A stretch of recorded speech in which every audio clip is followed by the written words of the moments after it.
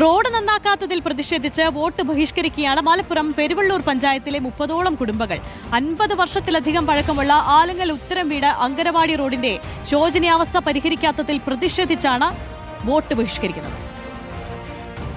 പെരുവള്ളൂർ പഞ്ചായത്തിലെ 2ാം വാർഡിലെ വീടുകൾക്ക് ഒരു പ്രത്യേകതയുണ്ട്. അതായത് ഓരോ വീട്ടിലെയും ഇത്തരത്തിൽ ഗേറ്റിന്റെ ഫ്രണ്ടിലായി ഒരു നോട്ടീസ് പതിപ്പിച്ചിട്ടുണ്ട്. ആ നോട്ടീസ് ഒന്ന് ഞാൻ വായിക്കാം. വോട്ട് ചോദിച്ചാരും വീട്ടിലേക്ക് വരണ്ട. എന്നാൽ പിന്നെ അതിന്റെ ഒരു കാരണം അന്വേഷിച്ച് നമുക്ക് പോവേണ്ടതുണ്ട്. എന്നാലും ഈ വീട്ടിലുള്ള ആളുകളോട് തന്നെ നമുക്കൊന്ന് ചോദിച്ചു നോക്കാം.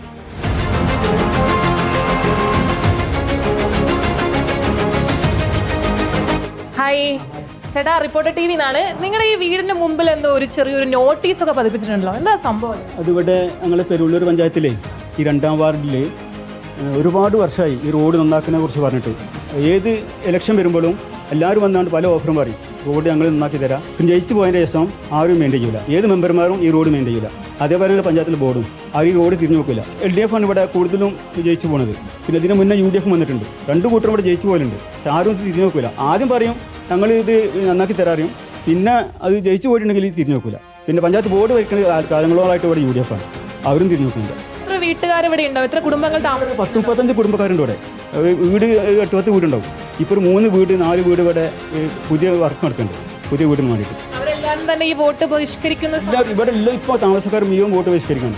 ആര് വന്നിട്ട് കാര്യം ഞങ്ങൾ വോട്ട് ബഹിഷ്കരിക്കാൻ തീരുമാനിച്ചു. സ്ത്രീകൾ ഉൾപ്പെടെയുള്ള ആളുകൾക്ക് വലിയൊരു ബുദ്ധിമുട്ടായിരിക്കും.